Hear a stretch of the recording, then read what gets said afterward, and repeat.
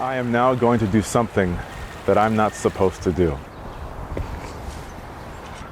I'm going to tell you a high school sports story. I'm telling it to you for the first time, and I'm gonna go full court here for aesthetic, okay? So last night, my buddy texts me, says, man, how are you doing? I said, man, how are you, man? It's good to hear from you. He goes, bro, you never believe it. My son is playing for your high school coach. This is the friend, we went to 8th grade together, okay? We grew up together. We're the same age. I said, no, that can't be your 5-year-old son. He's so little. How is it where the math isn't mathing? He says, no, he's 16 and he's playing for your high school coach. There's a reason I'm telling you the story. It's about this story. So it's my junior year in high school. We had just made it through the second round of playoffs pretty easily, and our team was just gelled. So we were getting ready to go into the third round of the CIF playoffs. The team that we were playing against was far better than us, was far outranked than us. The shortest guy in their starting lineup was around 6'5". They had all committed to D1 schools for volleyball, basketball. Guys were going to UCLA. Guys were playing all over the place. And we were just D, okay? We were just D. We didn't have numbers, we were just D. But for whatever reason, we just believed my coach of what he said all year, which was, if we play our style of basketball, play the way that we do the things that we do, run the plays the way we know how to run them, we will beat teams that we're better than. I look over to my team and it's just very, very stoic. What's up, man? Yeah, we got this. Yeah, what's up? Yeah, okay. And there's just this energy where everyone was in agreement that we were gonna win. And as soon as tip-off jumps off, we get it, kick the ball up over here, just whap, kick it again, throw the ball off the court, whap. It was just boom, boom, boom, boom. Just this relentless onslaught of offense from the Glendora Tartans, baby. Yeah, that's right. Shout out. I'm not gonna say the year. I'm not gonna say, yeah, I am 2005, what up? At the end of every quarter, it was just this expectation that we were gonna win. The thought of losing really never crossed our minds. Buzzer sounds, we end up winning the game by about 30 points and go to the next round. This video is about expecting what you want to happen. An old prophet, I didn't know him, I'm not that old, but an old prophet wrote, though the vision linger, wait for it, because it will certainly come and it won't delay. Even though the thing that I want, the thing that you want, and you go some layers under that, the thing that you really, really want, the thing that you think about at nighttime, the thing that in between tasks you're worrying about, the thing that you write about in your journal, pray about, rant to your friends about, it says the thing that you want, though it lingers, it will come and it won't delay.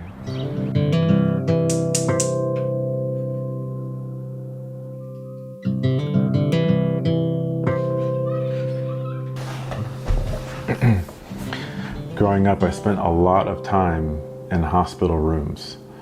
Our house was the house that people came to when they got sick, and my mom was chief caretaker. People would come literally from far and wide, friends and family, and when they needed a place to get better, they would come to our home. And so my sister and I spent a lot of time in hospitals. And I look back on those days fondly because I enjoyed eating the grilled cheese in the cafeteria that I would later find out wasn't real cheese. I enjoyed playing with the doctor's gloves and filling them up with air and water and running down the halls, and I can still smell that intense hospital smell. It's only in hospitals. I don't know what makes it up, but it's such a distinct smell. And I can look back on those days fondly. As I got older, I began to change my association with hospitals from a place of joy to a place of waiting. And you begin to notice that some people are there waiting to die, some people are waiting to go home, and it becomes this terminal of people just waiting for something to happen. And I think in life, many of us, especially right now, can find ourselves in a similar place, a similar season of waiting, that in-between season, or as we like to call it now, millennials, the liminal space, right? The liminal space, which is a beautiful, way more elegant way to put it, the liminal space, that in-between zone, where you know where you want to be, but you're not there yet, and you're trying to wait well. You're trying to do every single thing you can and think positively and to manifest what you want to happen and to be a good person and to be kind and take ownership over the mistakes you've made and right your wrongs and do whatever you have to do so that one day, as the psalmist wrote, you will experience the goodness of God in the land of the living. Recently, I have been in a season of waiting for many things. I have many dreams I want to do. I have dreams for this series. I have dreams for my health and my finances and my personal life. But one dream that might seem small, but it's actually pretty big to me. And it's because time is going so quickly. And the simple thing that I had been waiting for was to spend more one-on-one time with my son. You might wonder why is that not possible? And the biggest reason as of late is because another beautiful baby entered the mix. And that's my 2-year-old daughter, who I don't have words to describe how enamored and in love I am with that little girl. But my son is 5 and he's getting closer to 6. And so as a dad, I'm starting to recognize that there are moments that pop up when I'm with my daughter and him where I think, man, he needs just me right now. And he needs me to allow him to run around a bit and to throw things a bit and to have a little more freedom, and where he can and I can just explore a little bit. And it's not like my daughter's ever a nuisance or nothing like that. It's just not possible. And they say that 2 brings out the best of 1, which is so true. My son is so considerate to her and she's so considerate to him, and they share so well and they play so well. But as a parent, 2 can make you feel like you're not giving your best to either, and you just want that one-on-one time with them. So, and it's something that all parents deal with. It's tricky to how to navigate that. And so for weeks I've been thinking, okay, I want this time with him. I'm aching for it. And so a few days ago, we drove down by the river.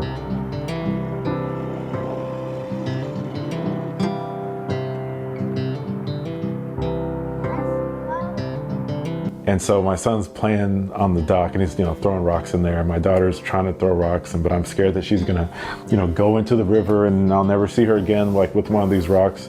I'm just on kind of heightened awareness watching all this happen. And an old fisherman comes down by the dock and he's like, hey, mind if I fish over here with you guys? And I'm like, yeah, sure, man. So I thought it'd be something for my son to do, to interact with him, and he really wants to get into fishing. And so Dave begins to start fishing.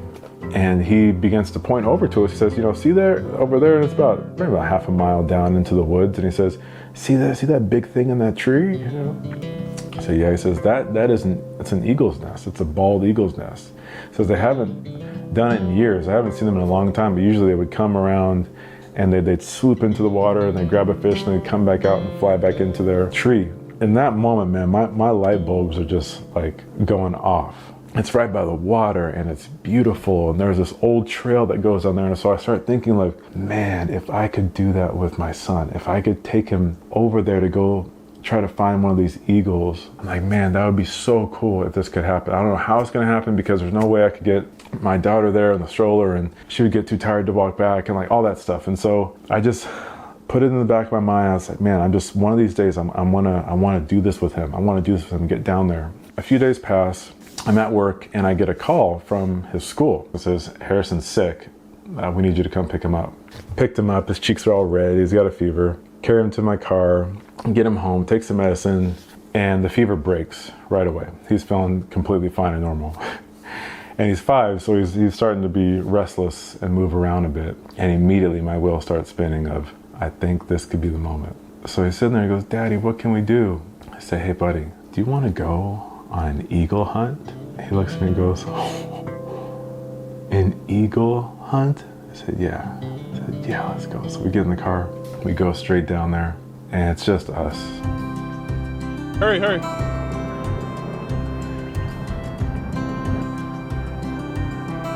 It's the perfect day.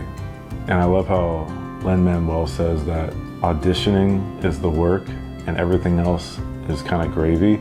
And that this is one of those moments for me. We get down there and it's just great. I had already won. I was having one-on-one quality time with my son, holding his hand, walking around in nature, just looking at everything. And he's throwing sticks into the river and we're finding seashells. I had already won.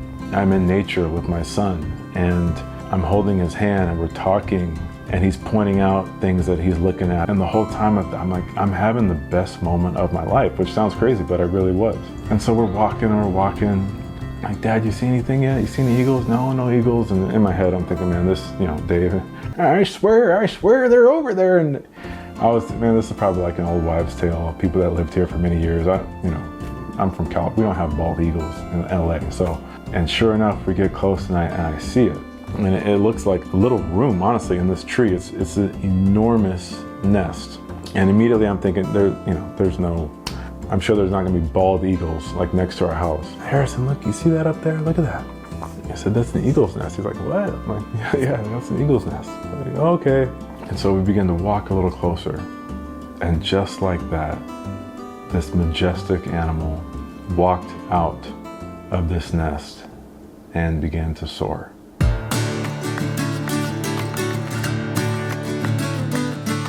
And soar.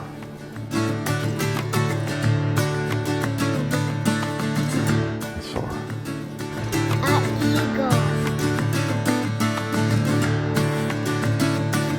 I had hoped. I just wanted to spend time with him. Little did I know that a moment was being prepared for me that may have just been the best moment of my life. Watching an eagle soar with my son. Up there, you see him? Walking with him, holding his hand, watching him throw things in the river, listening to him laugh, and just being with him.